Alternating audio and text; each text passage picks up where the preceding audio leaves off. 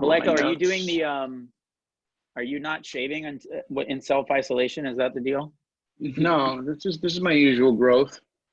All right. What? Are you not shaving? What is it? No, I'm shaving. Are you showering at least? I'm just curious. I'm on my regular once a week routine. Nothing's changed. All right, good. All right, here we go. Hello, happy Wednesday. Welcome to the podcast. I'm Maleko. Hey, I'm Flash. Too bright. And today we are continuing our coronavirus week of specials. The last couple of days we've been doing special episodes where just things to keep you busy in the house. Today we got our full-length episode, and we're very, very happy to bring you an inside look at the front lines of coronavirus in Hawaii. We've got an ER doc here in Honolulu. Most recently wrote an article for Vice about a month ago predicting what is happening right now. He graduated from Punahou. He got his MD from the John A. Burns School of Medicine and is training at one of the nation's busiest trauma centers in Los Angeles County Hospital. He's the medical director for All Hands and Heart, Smart Response Disaster, and volunteered with a disaster relief organization, Team Rubicon, delivering disaster relief after Hurricane Dorian struck in 2019. He recently consulted on the Netflix docuseries Pandemic, which I'm too afraid to watch, which was released in January. I don't even think Flash, have you even watched this yet? Oh, no, you forgot the full name. It's called Pandemic, How to Prevent an Outbreak. Too much, too soon. Ladies and gentlemen, please welcome Dr. Darragh O'Carroll. Thanks for coming in, buddy. Thank you for having me, guys. Really appreciate being here.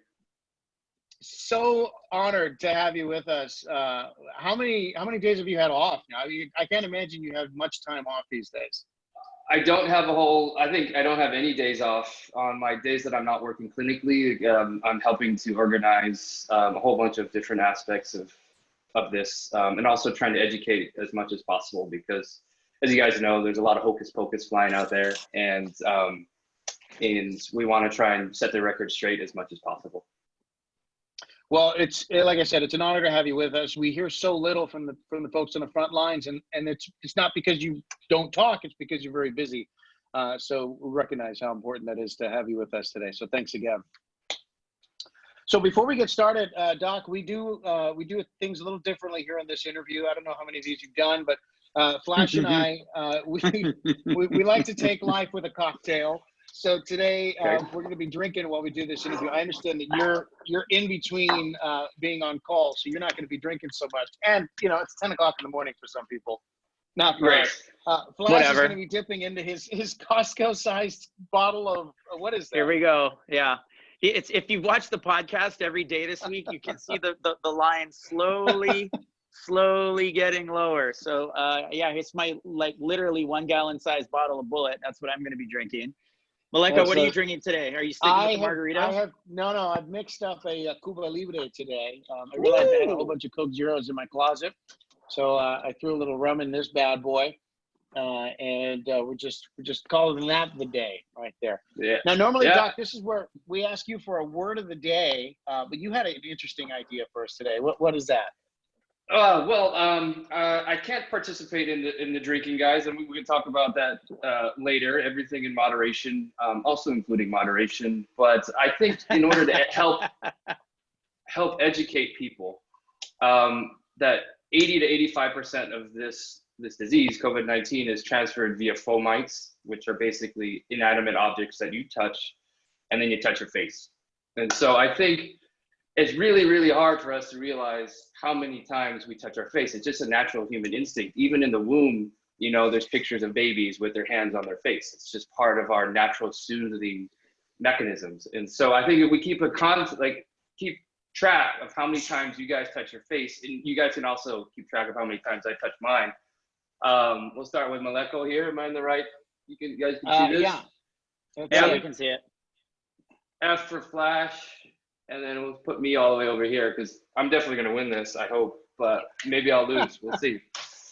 All right. So anytime anyone touches their face today, you have to drink. That's the rules of the podcast today. Yeah. Hold on. I want some clarification. Sorry, before we get into what we're drinking. Does touching the hair count and the neck? Yes, I'm going to say yes, because when you touch your hair, you're going to be touching, I would call it, ideally it's the T area around your eyes, nose, and mouth that are the most high risk, but hair is going to continue to transmit disease as well. So. Oh boy. Good to know. Good to know. Flash, you're going down. I'm definitely gonna lose or win this, however you want to look at it, but I'm gonna touch my face the most for sure. Dr. O'Carroll, where do you drinking this? There you go. I'll be drinking this, by the way. It was donated to me by Wyola Water Company and my good friends at Kahala Records and Ricky Moto. You know, they're just trying to keep us on the front lines healthy, well, and hydrated. And so they gave a couple cases to myself and my coworkers. So thank you so much. Goes out to them. That's Shout awesome. out to Kahala Records. We've had some of those guys on the show. They're great. Yeah. So what do you drink when you have a couple days off and you're just sipping on some cocktails? What's your beverage? What's your go-to beverage of choice? I would say I'm more of a beer guy, and I enjoy Hefeweizens like Whole Garden or Blue Moon. But if I was to go a cocktail, I'm Irish. You can probably tell by the name. The Jameson on the rocks, or or an old fashioned, I guess, would be my choice. Nice. All right. All excellent choices. All excellent choices, Don. So well, let's start from, I brought up the article at the beginning, the Vice article. Maybe you can just kind of talk about that. Where did the concept for that come from? What prompted you to write that, and how did you get published? Well, I guess to start it all off, I've been writing for Vice for a couple of years now, and it started off writing periodicals and injury reports for the mostly combat boxing and MMA ring and their vertical called Fightland, which is now not in action. And then once they opened their health vertical Tonic, I started kind of writing more for them. And my first big article was about ketamine and how we use it so much in the medical world, and how it's trying to be misclassified as a Schedule I drug. And so what I think I enjoy a lot about working with patients on a one-to-one basis is what every great physician does, not saying I'm a great physician, but what every good physician does is communicate complex medical topics and distill them into ways that everybody can understand. And that's the part of the patient-doctor relationship I enjoy the most. And to start doing it on a larger scale, and I've always enjoyed writing as a young kid, creative writing, that sort of thing. And to really do it on a larger scale and educate as on a bigger scale was something that I really enjoyed. And so I hadn't written for Vice for a while, and then they kind of asked me at the end of February, like, do you have anything to say about coronavirus? And then I was like, in fact, I do. And so that's how that article came about. And really, you know, back in probably early to mid-February, all of us medical professionals were gearing up to say, hey, look, this is likely going to come. And what we were seeing is that, for me at least personally, once you saw China locking down a whole section of its country, and not just locking down, but draconianly locking down, you know, drones flying through the streets, speakers on the corner saying, do not leave your house. Only one person is allowed to leave your house like once a week to get food. That's when I knew something was up. Hold on, Doc, can I stop you right there? No! Has touched his face 4 times so far. He touched his neck, then he put his glasses on, and then he took them off. Then, I don't know what he just did right now, but he just did some sort of face rub or something with his earbuds. That's 4 for Flash. 4. You know, I think when the little green circle's not on me, then I'm gonna be able to sneak a couple through. No, you know what? I'm going to publish this in gallery mode so that people can watch us the whole time. That's fair. Very fair. All right, Flash, you're off to a good start. Great. So you saw the fear in China. You saw the way that they were locking this thing down in China. That to you, I mean, that we saw the news of that in late January and February. So we knew back then that it was bad there. But there was, I mean, you were ahead of the curve here. It didn't seem like many people in America saw it coming, although it wasn't that hard to see. Healthcare professionals did. Right. And there was even a little bit of debate in the healthcare professional sphere. Like when I published that article, I got 1 or 2 people emailing me saying, why are you creating fear in this world? And why you got to think about our economy. You got to think about the ramifications. And I respectfully said, hey, look, I appreciate what you're doing for your community. And we're just on opposite sides of the fence of this. And I really think this is coming and you should do what you can to prepare. Why do you think that when you are presenting facts, some people call that stirring up fear? I've had a hard time understanding where this is starting to happen, where all you're doing is explaining that the sky is blue, and that you have other people saying you're being a fear monger and you're inducing fear and panic in people when all you're doing is presenting the truth. Why do you think some people see that as fear when all you're doing is presenting facts? Yeah, my whole point was for that article was to be realist but not alarmist. And I think I hope I obtained that tone with it. But I think our society in general has become so anti-science, and more, maybe it's the advent of social media that everybody has an opinion, but opinion isn't a fact. And we can kind of see that. I don't want to make this political, but we can kind of see that from the top down in our country at the moment. And so I think that's part of the reason. Yeah. Flash wants to get political. No, Flash. No. We are going to get political. Flash. Yeah. Flash. We'll get political later. Flash, that was a touch. Yeah, that was 5. You're doing great, Flash. You're doing really great. Cheers.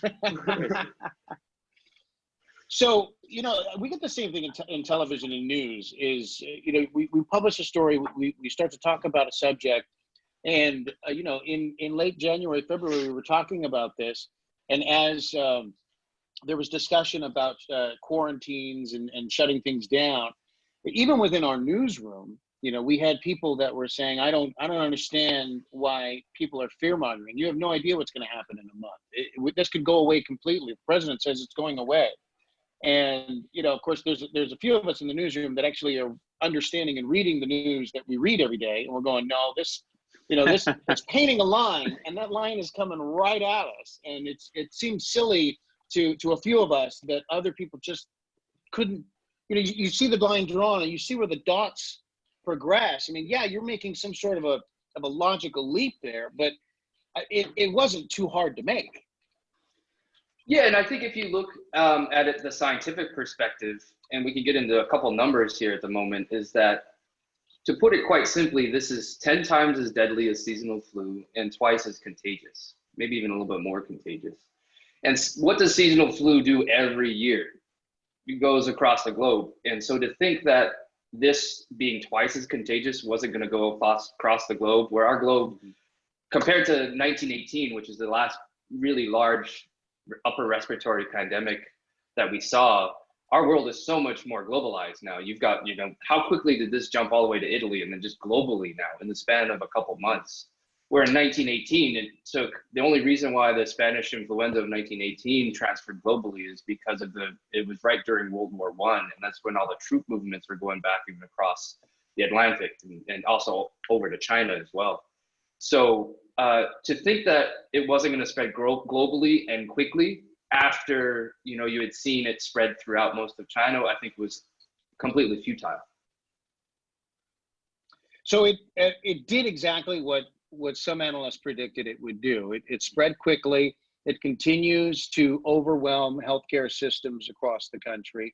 Why do you think Hawaii is so far behind the curve on this? I think, well, while we're behind the curve, is because this is transferred by now human-to-human contact, and I think there's I think the population density in Hawaii is a little bit less. There's parts of Hawaii that are pretty densely populated. And it's just taken a lot longer to get to, and first going to the larger hubs of the world. Honolulu International Airport is a pretty large hub, but when it comes to actual traffic, Atlanta, London Heathrow, and New York JFK are some of the bigger ones. And also there's more of a function of population density as well. So it's those two combination factors that I think Hawaii has been a little bit delayed. There's talks of also people have been talking about, hey, our warmer climate and higher humidity are decreasing the transference. But if you look at Brazil, if you look at Argentina, if you look at South America, they're also exhibiting a same amount of transference as well. So we can't hope that our warm weather maybe might make a little bit of a dent in it.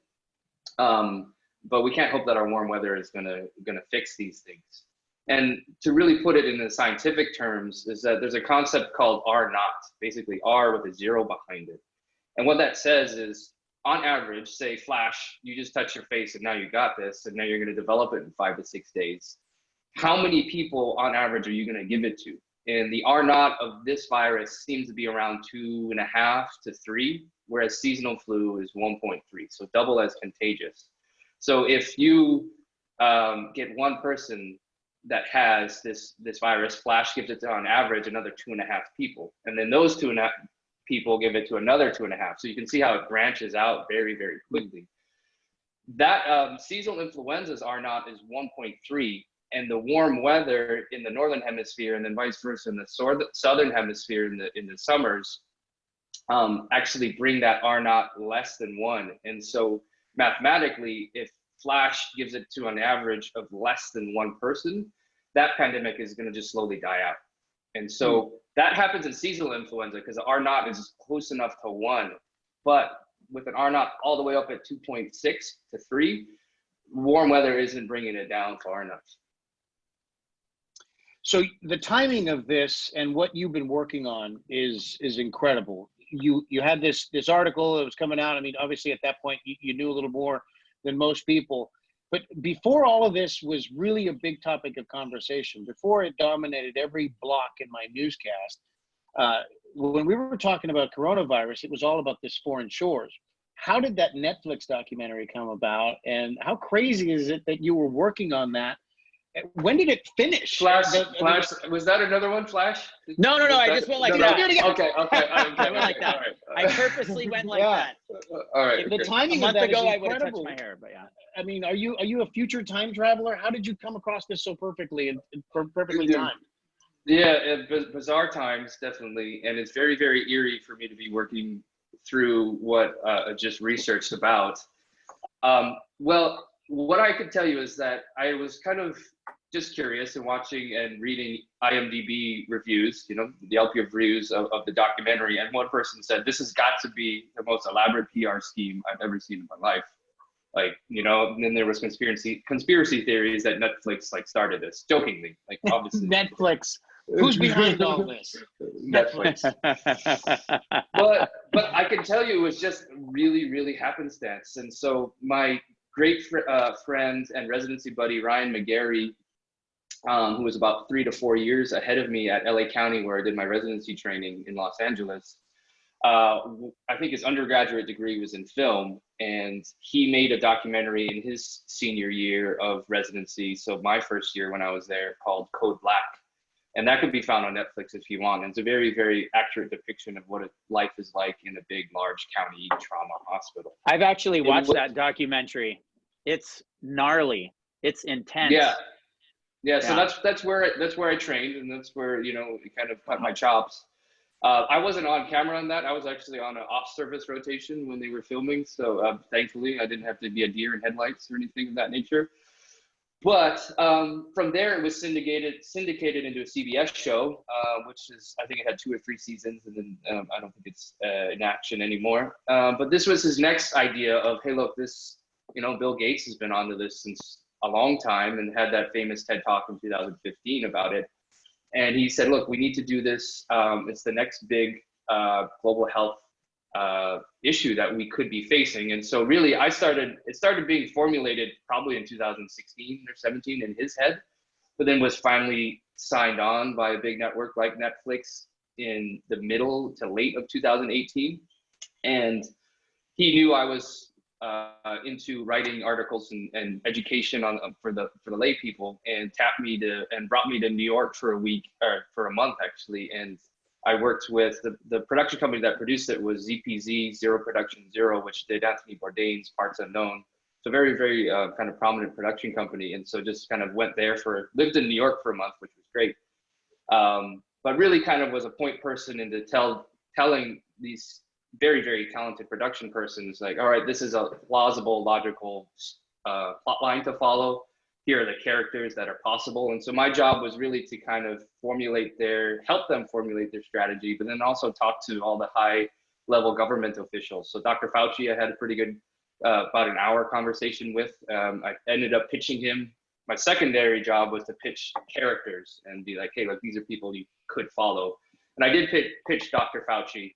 At the time, he is still very highly administrative, and there just wasn't enough kind of fluid and action going on with influenza with him at the time. And so they decided to go with Dr. Dennis Carroll, who's the head of infectious disease at USAID.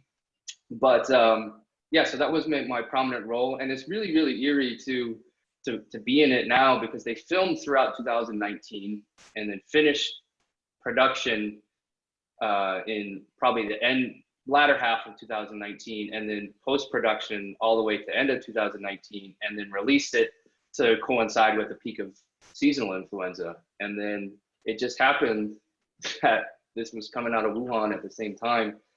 And is that a coincidence? The fact that the COVID is on the same cycle as influenza season, do you think that's a coincidence, or that there's a correlation there?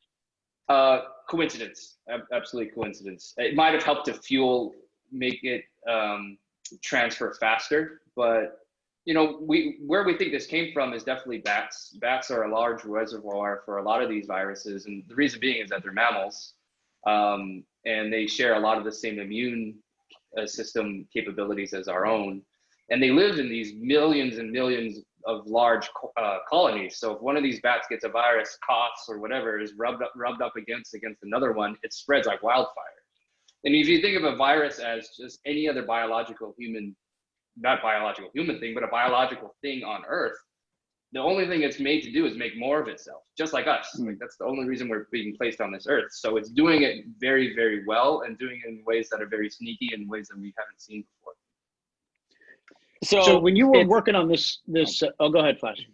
Oh, I was just gonna say, for sure, you're saying scientifically 100% it's from bats. It wasn't created by the Chinese as a biological weapon, or conversely by America as a biological weapon.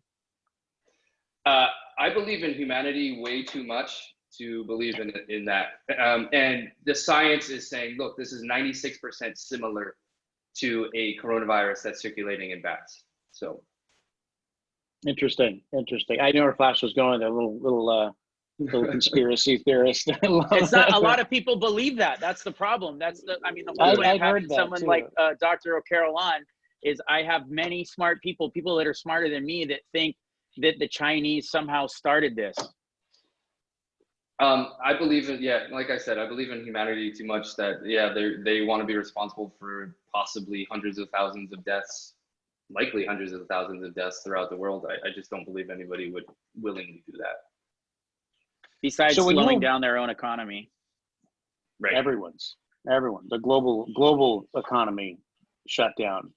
So we'll talk about the show a little bit more here. When you were working on that show, obviously coronavirus wasn't the focus. It was influenza. It was something was that just because it was familiar, or was it because coronavirus was just so far-fetched at that point?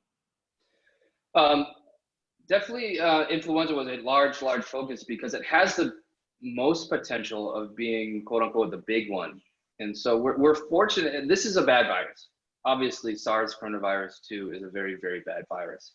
But if you look at the mortality rates, initially they were, as high as 2-3.5%, but most studies are showing it's going to end up somewhere around 1%, maybe a little bit less, which is compared to seasonal influenza, who has a 0.1% rate of mortality, it's still very high. But the big one is going to be a virus that's like the original SARS in 2003, 10% mortality rate. Or there was a H7N9 strain that came out right in the middle to early of 2019, H7N9 being a strain of influenza that had a 60% mortality rate. So, can you imagine a virus that if you get it, you have less than 1 to 1, the 50% chance of surviving it, even for a young, healthy person. Like that's pretty preposterous to even wrap your mind around. Yeah, and terrifying.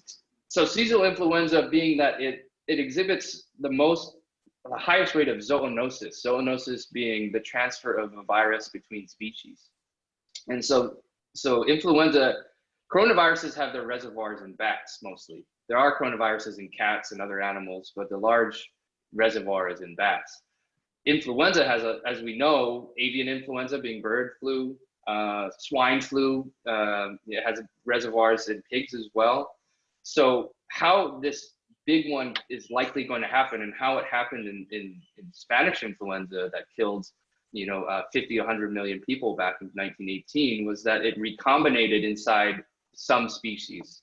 So basically one virus and the second virus infected the same animal, and they recombinated and exchanged these genes, and it did so in a way that it just created this super virus. And is that a cat? It's my cat. Add a fourth thing on the whiteboard. Every time a cat appears, Maleko has to drink. Sorry, Cat. I apologize. I don't mean to blow you up. It's okay. But, listen, that cat's going to be more famous than Maleko when this is all said and done. What's the cat's name? That's Leo. Leo. What up, Leo?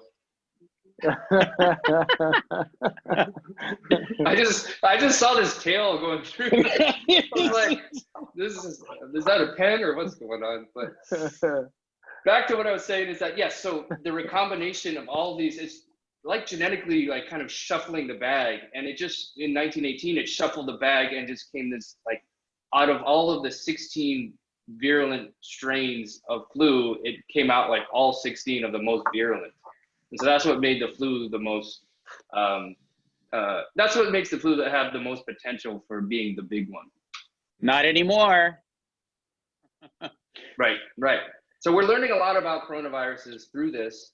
And it's, if this happened in any other day and age, like, we'd be vastly behind the ball. But in our information age, like, I was just watching a lecture, about an hour and a half lecture given by some doctors on the front lines in New York that are trying to get out as much great clinical info as they can for us who have not seen it. And so this virus is doing some strange things to the body that we haven't seen before. And, there's been, in the first 2 weeks of when this virus came out, there was like something like 700 published studies within the first 2 weeks.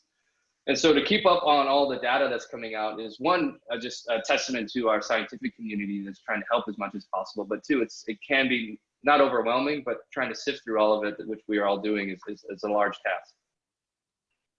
What are some of you say it's doing some strange things to the body, like strange things like what? Are people growing tails? Extra furry tails. Doing some, furry tails, almost, we'll see. But it's doing some things where normally when we sit in an oxygen saturation, so your blood cells, your red blood cells, have an oxygen saturation, if you're normal and healthy, of around at least 98 to 100% when you're breathing normal air. When we start to get concerned is when that oxygen level, whether it be from pneumonia or asthma or inability to transfer air in your lungs, once it gets into the low 90s, into the low 80s, we get really, really concerned. And the first reports of this, how this virus affects the body, is it gets into the lungs and it infects these type 2 pneumocytes, these special cells in the lungs. And those pneumocytes secrete a very vital chemical called surfactant. And surfactant is this chemical that decreases surface tension in those little grapes, little alveoli that transfer air. I don't know if everybody remembers those pictures of lungs when in physiology or anatomy class. But I have a hazmat, so my doctor had that on his walls. It was always, right. He always got a good look at the lungs.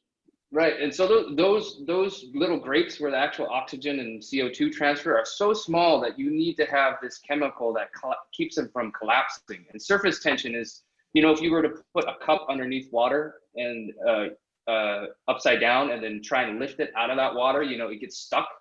So that's the concept of surface tension. And so if it was just water in your lungs or just a little bit of fluid, all those alveoli would collapse. And so these cells produce surfactant, which helps your alveoli open.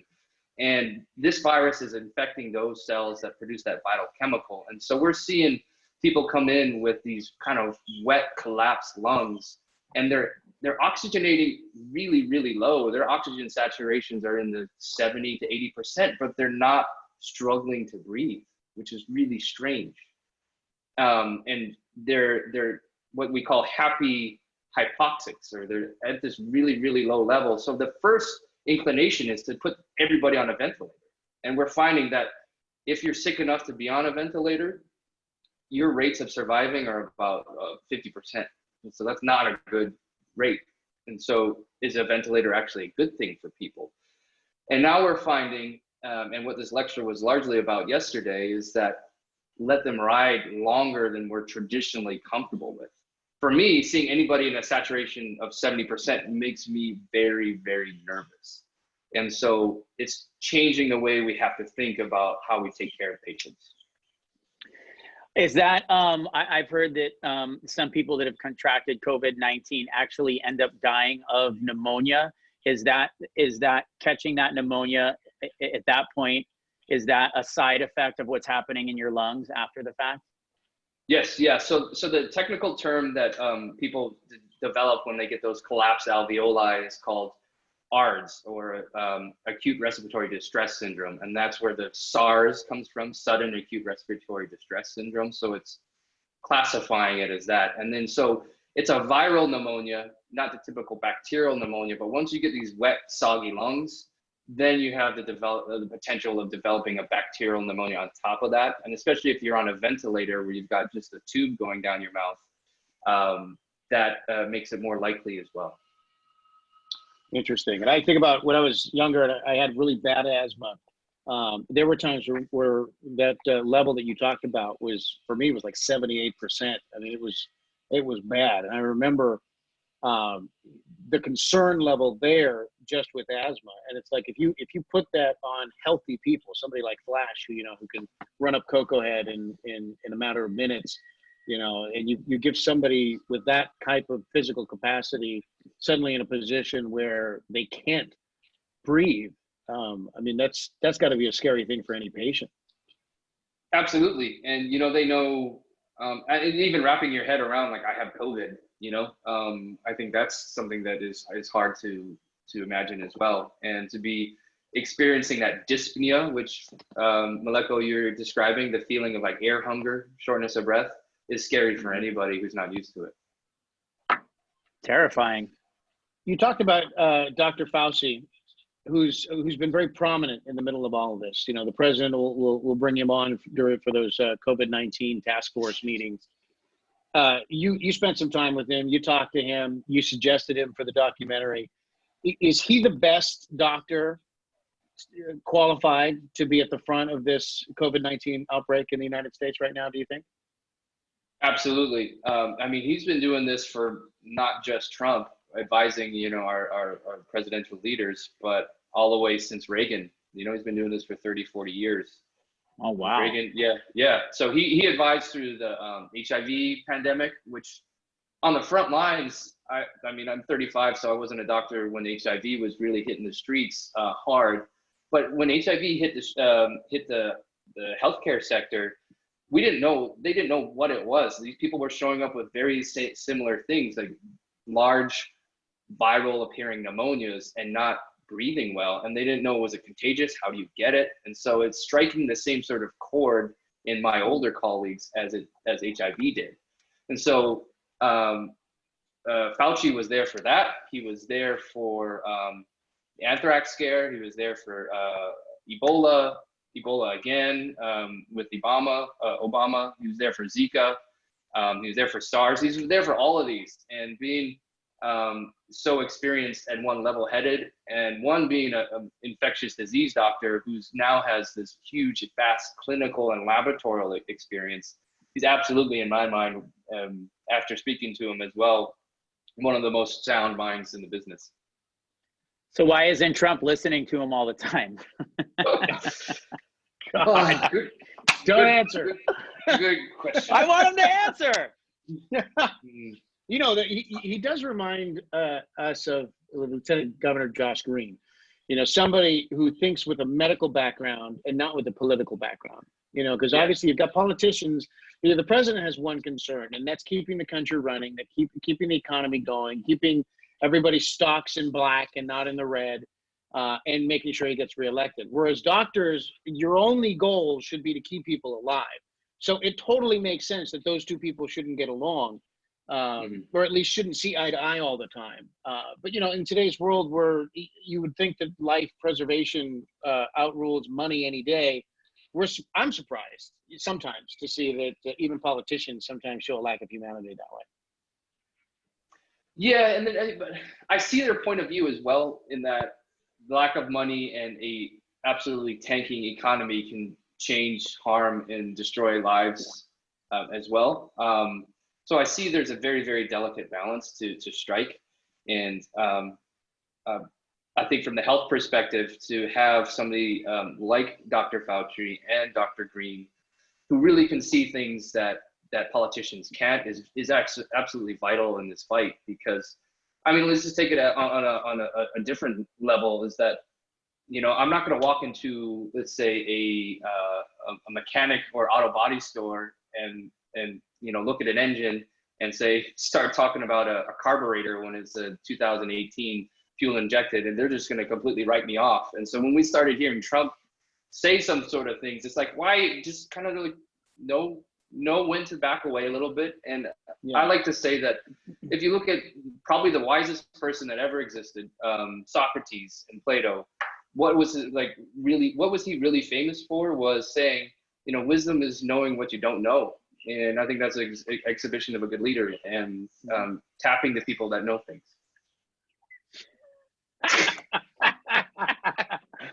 I think Leo's tail just touched your face. Should we count that? Freddie. That's how it spreads, Maleko, from animals to people. Maleko's got it now. Hey, actually true. Animals don't actually catch this, but if you have it and you pet an animal, and then somebody else pets your animal, that animal became a fomite, or an object that can transfer that virus. Wow. So one thing I wouldn't let people do, I have a dog. I don't let people pet my dog right now. Sorry. Oh, interesting. Okay, that makes sense. Yeah, well, that makes sense. Because can it live on hair for like up to 3 days at least?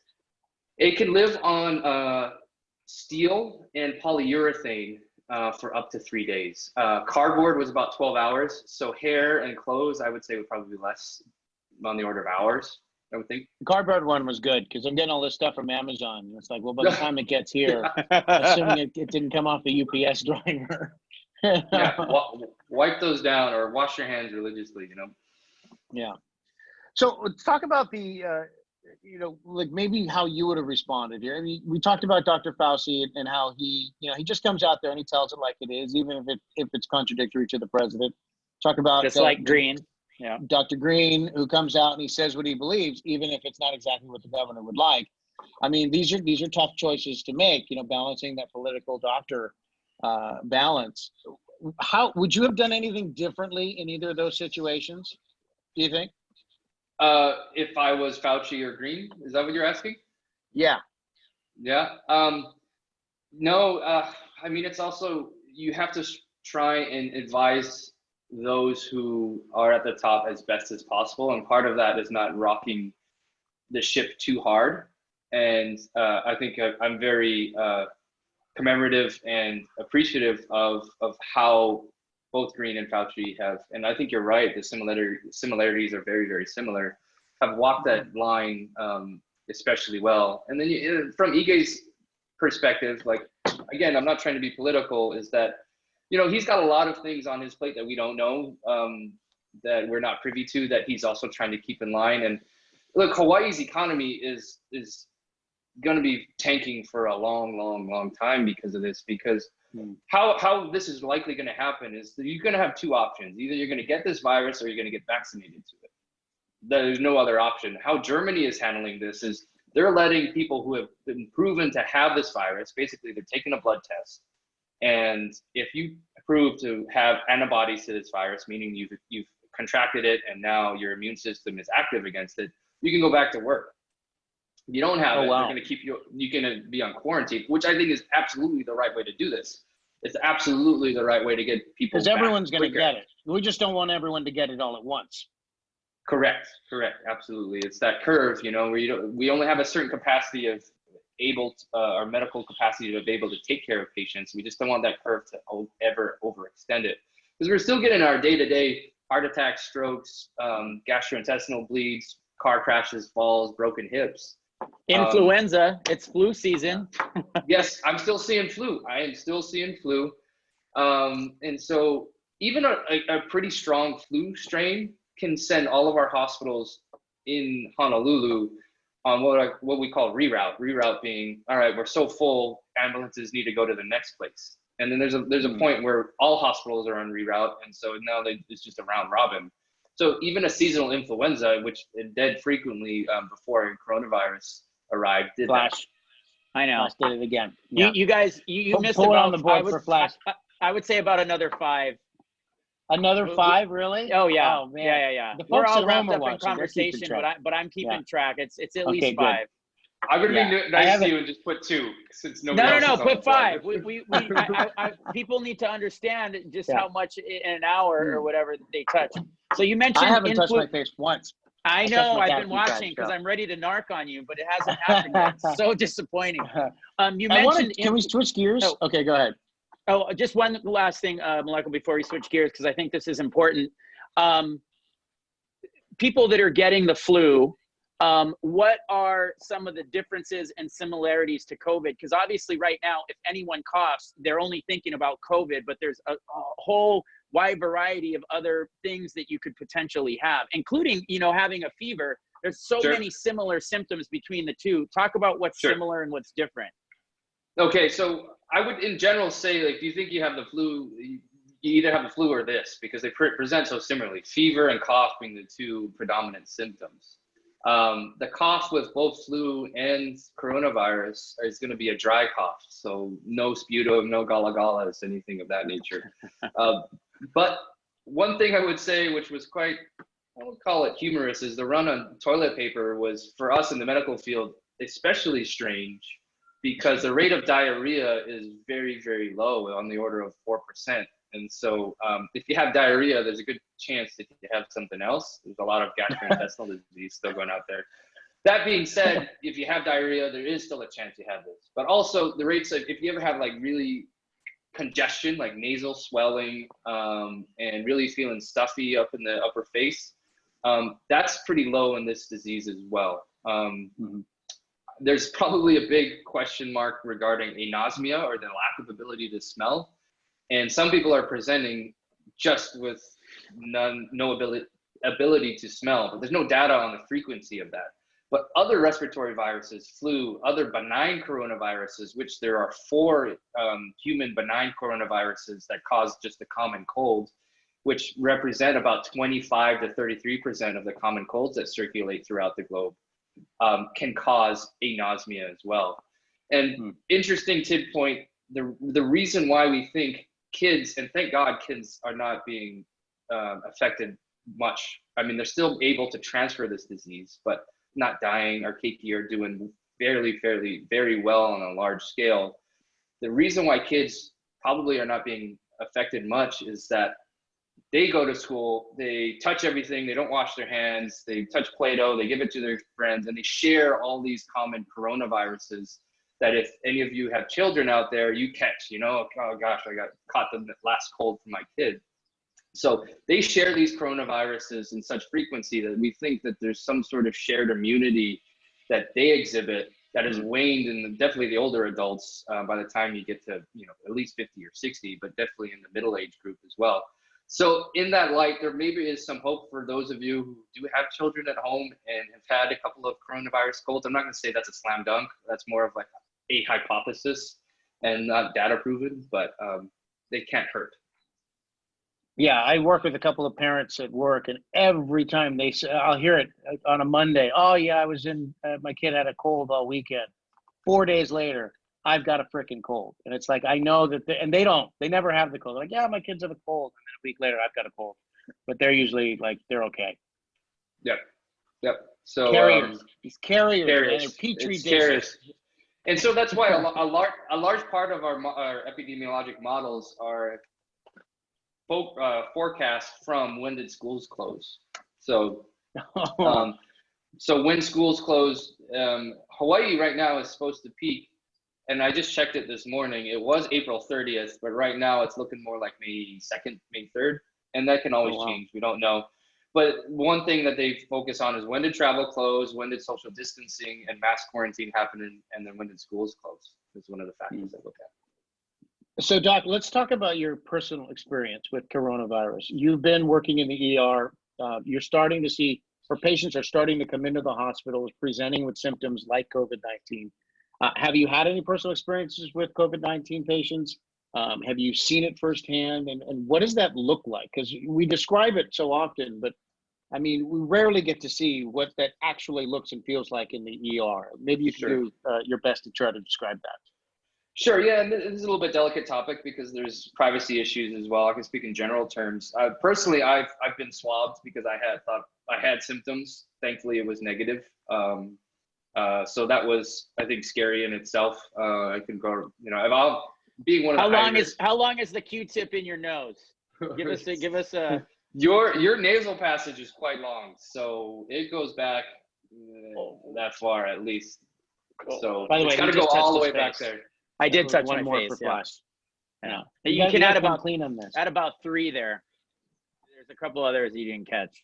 I'm gonna run out of room. Seriously, how is it that Doc and I are being so good and you're being so bad? Listen, I got to stay on brand.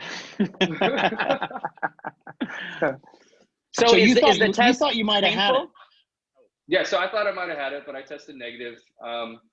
We're all on the front lines here, like apprehensive, I say would be a good word, because the highest risk procedures for us are when somebody comes in that sick that they need to be put on a breathing machine, and so we need to put a breathing tube down into their airway.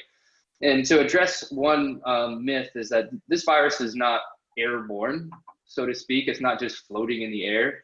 What happens is this is droplet spread. So when somebody coughs, or even when you're speaking just day to day, you're spewing a little bit of small droplets of secretions. And that's how the virus is spread. So, that's why our social distancing measures are 6 feet or more, because those droplets don't go any farther than that. But when we're doing these high risk procedures, what we call aerosolization procedures is, I got a big metal tube. It looks like a shaka really, and not like a shaka, but in that sort of shape. And I got a metal instrument going into the patient's mouth, and my face is right up there. We have some video ones where there's a camera at the end, and I can be up a little bit higher. But I'm suctioning. They're spewing this virus everywhere, and so I had one that I thought might have been coronavirus positive. He had the same symptoms, but obviously you can't get a test within 10 minutes. That's coming down the pike, a 15-minute test. I think that's going to help quite a bit. But it ups the ante quite a bit. Your normal high risk procedure, which is a little bit adrenaline pumping in any circumstance, is now maybe twice to 3 times or so. And then you're not just concerned about yourself, you're concerned about everybody in your room. You've got your respiratory therapist next to you, you've got your nurse next to you as well, you've got your tech at the foot of the bed. So you try and limit as many amount of people in the room as possible. And then also you got to think about, we still have student doctors here who are trying to learn, right? And so we're not allowing medical students or residents to be caring for these patients at this moment, because it's too high risk for them to be involved with. Is it a good thing or a bad thing that we're expediting medical school students to get them into the hospitals right now? I actually was debating right now, and this was just a flash in my head, that I wanted to head to New York because that's where we're getting hit the hardest. And it for us, it really does feel like a war. my colleagues, many who I trained with and went to school with, are putting themselves at risk every single day with these patients. About 90 to 100% of what they're seeing in the hospitals in New York right now are all COVID, and they're very sick. These are the sickest of the sick patients that show up at the hospital, which is another reason why you shouldn't be going to the ER for anything that's not an emergency at the moment. And so it really feels like a war to us. And we want to help as much as possible. And our young student doctors are in that boat. They want to throw their weight against the fight. And I understand. And most of them are not even blinking an eye, because they being in the lowest risk factor, because our older colleagues who may have diabetes, who may be on immunosuppressant, who are 50, 60 or nearing retirement, are at a much higher risk of perishing from this than our younger colleagues.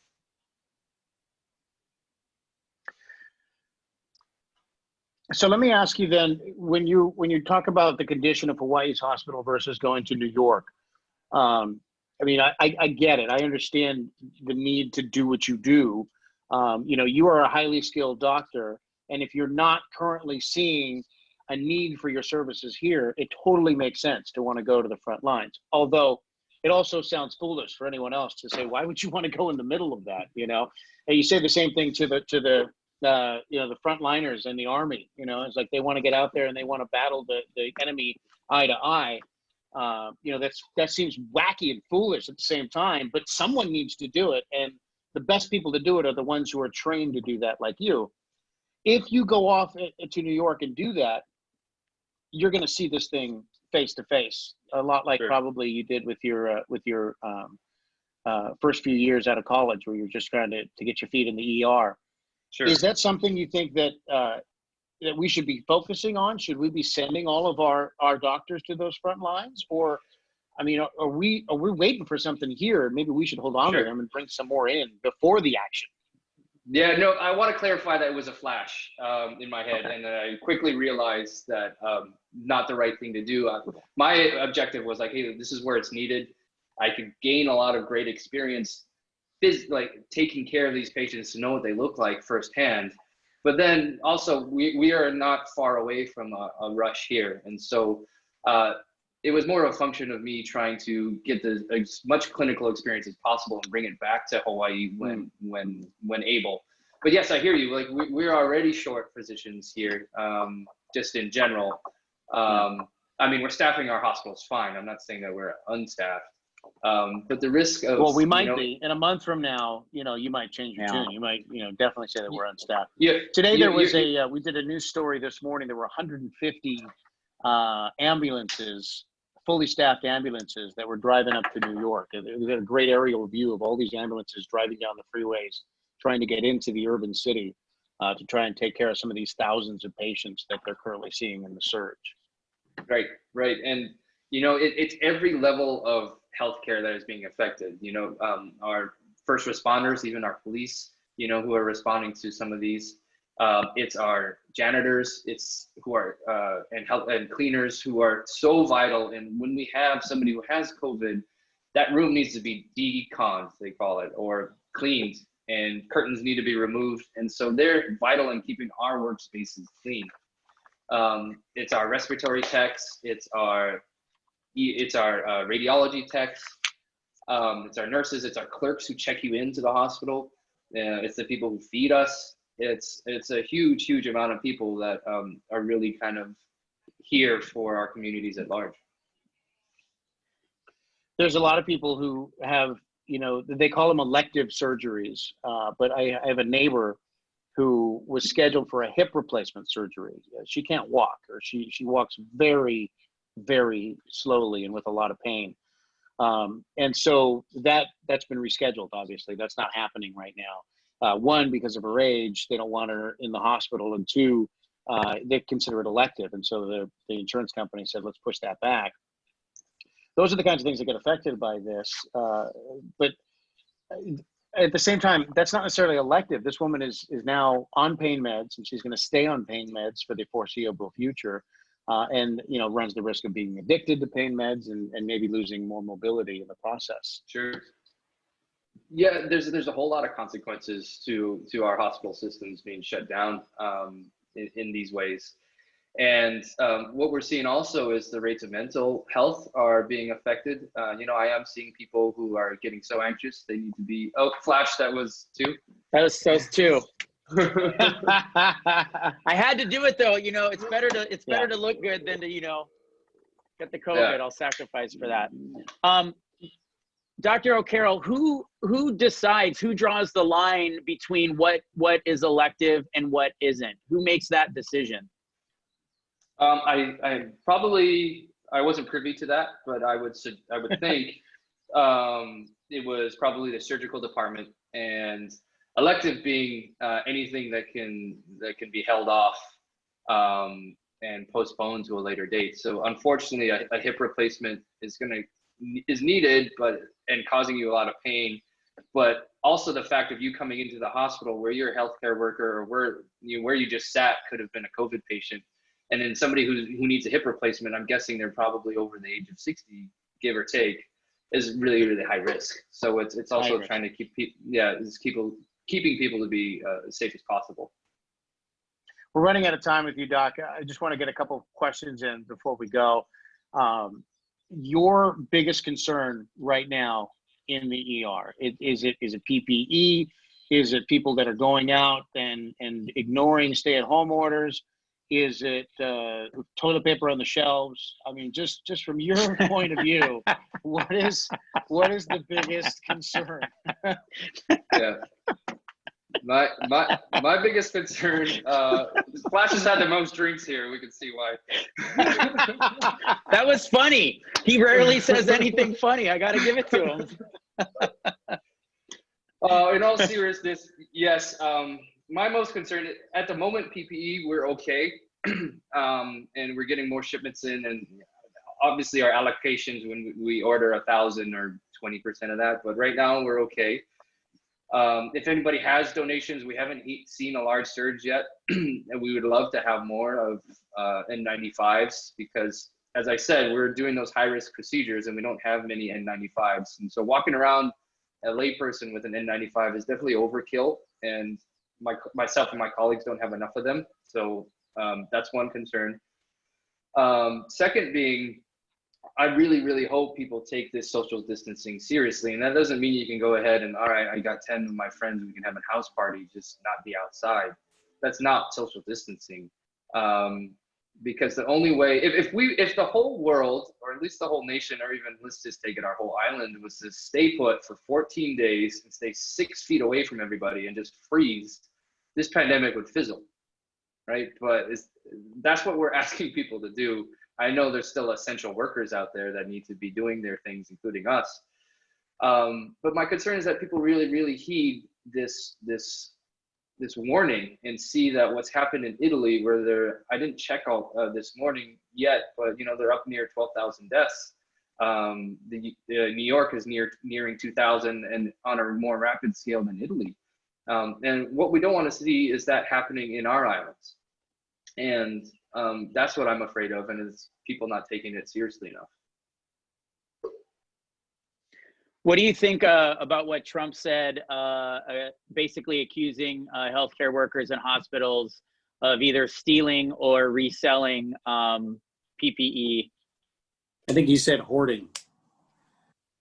Well, Yeah. he said both.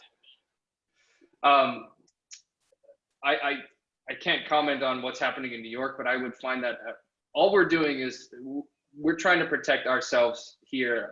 It's like going to war with a water gun, with some of the things that at least my colleagues in New York have been given.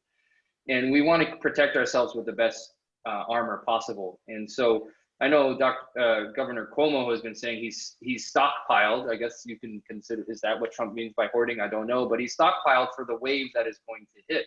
And ideally, in a very ideal situation, we get one of those N95 masks per patient. That's what our ideal normal lexicon is. But now I'm having to use one N95 for the whole day.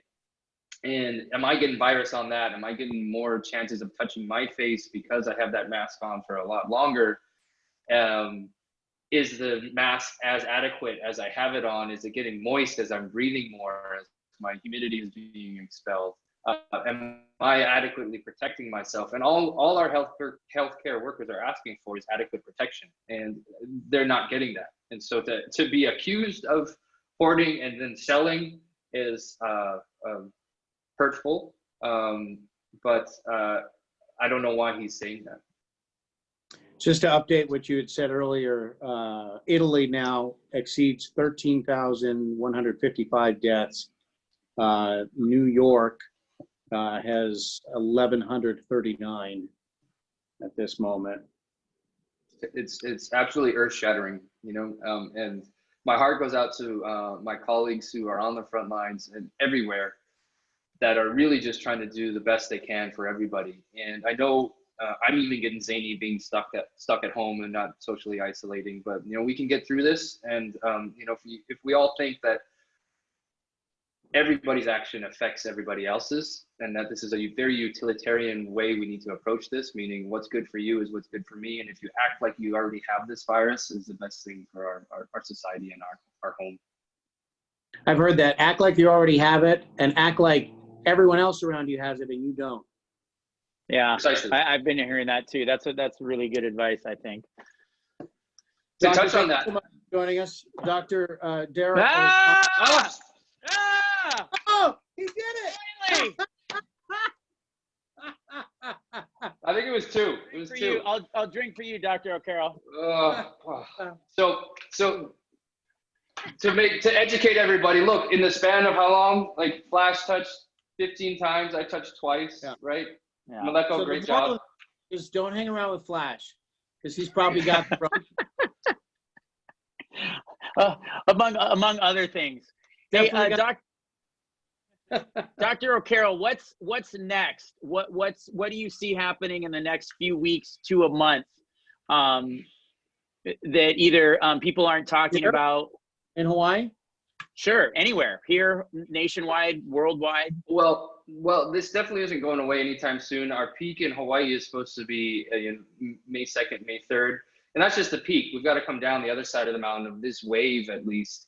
But then there's going to be a lot of pressure to open things up as soon as we start seeing numbers go down. And we're going to have to encourage our governments to not let the gas off the pedal, so to speak, so quickly.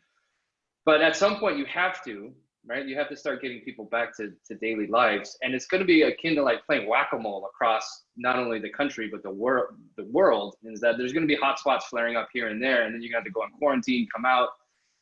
Unless we all just went on quarantine for, like I said, for like at least a month. I mean, nobody's doing that.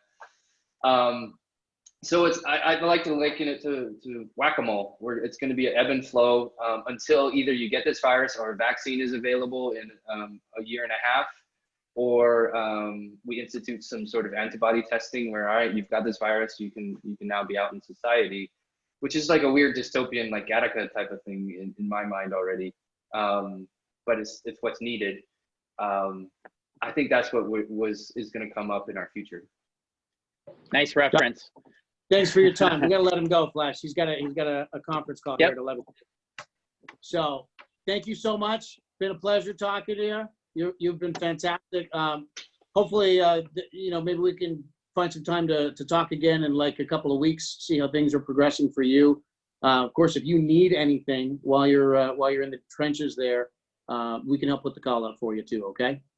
Absolutely, guys. Thank you. I'd be happy to help out any way possible. Thank you, Dr. O'Carroll. All right, Flash, take us out. All right. Well, you can subscribe to us. We have a new YouTube page that Maleko put up there. It's called Hawaii's Maleko and Flash. You can also go to malekoandflash.com. All week long for this week, we're doing daily self-isolation episodes. They're shorter episodes, about 20-ish minutes long. We did a workout on Monday with Maleko's wife. She's also a professional fitness instructor. And when I say we, I said I mean, I worked out and Maleko just worked didn't out. complain. And yesterday we had Christian Self, owner of Bevy, on the show, showing us how to make a couple simple classic in-home cocktails. Tomorrow we have top chef contestant many times and owner of Cocoa Head Cafe, Chef Leanne Wong, will be on the show. Friday, we have Hawaii Fresh Box executive chef Will Chen on the show. Those 2 days, obviously, they're going to be showing us how to make some good, simple at-home meals. So simple that even I can cook them at home and cook like a pro. That's it. You won't want to miss that. Make sure you're watching. We'll see you guys. Take care. All right. Aloha. Thanks, guys. Be safe.